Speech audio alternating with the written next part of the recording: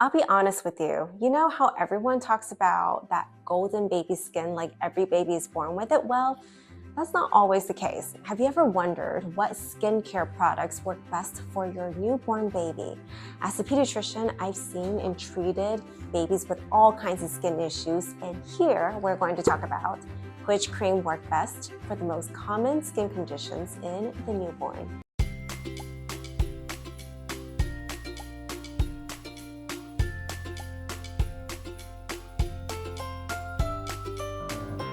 Hi everyone, I'm Dr. Eileen Shi, a board-certified pediatrician.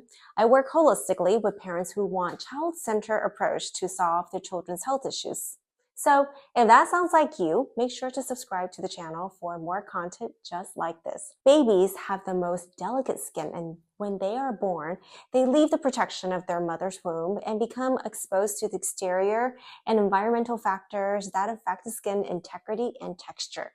Let's talk about the most common types of skin rashes you may see in your newborn baby and the best treatment for each. Dry skin and peeling skin are common in newborns, especially in the first week of life.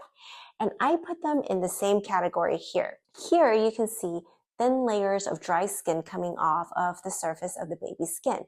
As babies lose the thick vernix that originally covered and protected their skin, they tend to dry out in the open, dry environments.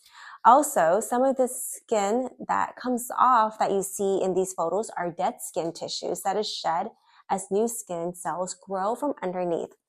To keep your newborn baby's skin moisturized as much as possible, you would want to consider these steps. Now, in general, wait for 5 to 10 days until the umbilical stem has fallen off on its own before giving your baby her first bath.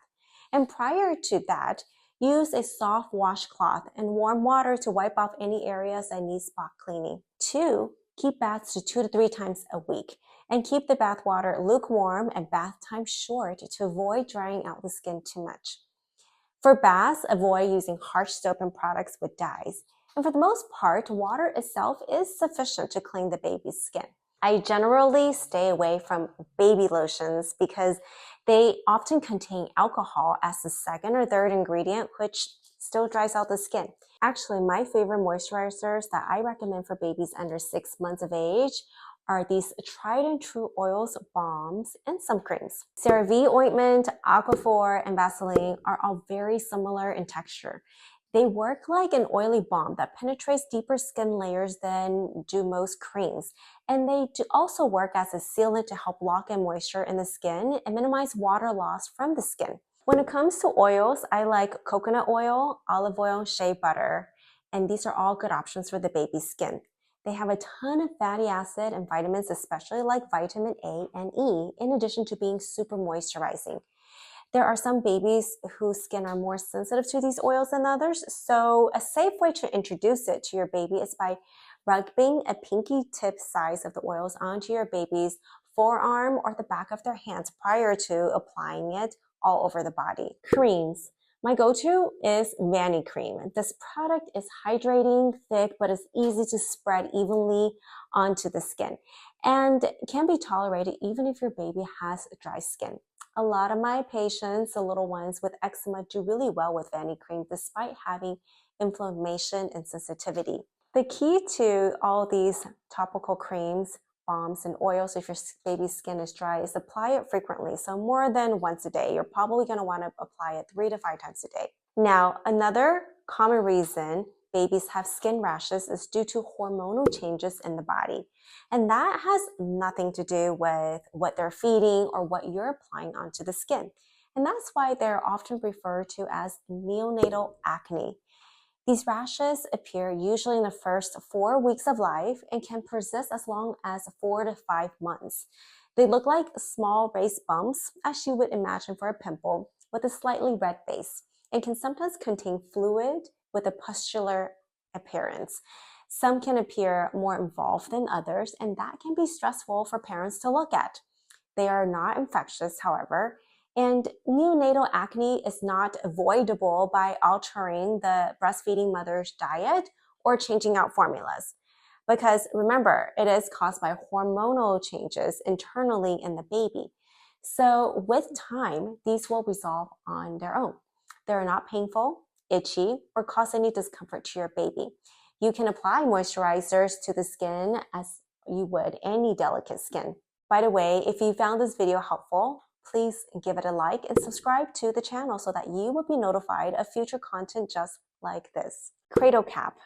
Cradle cap is also a hormonal rash mediated by internal factors leading to overactive oil glands and overproduction of sebum. They are most noticeable on the face and scalp, where we have the most amount of oily hair follicles and oil glands. You will typically see greasy, scaly, yellow, or white patches on the eyebrows, the forehead, and scalp.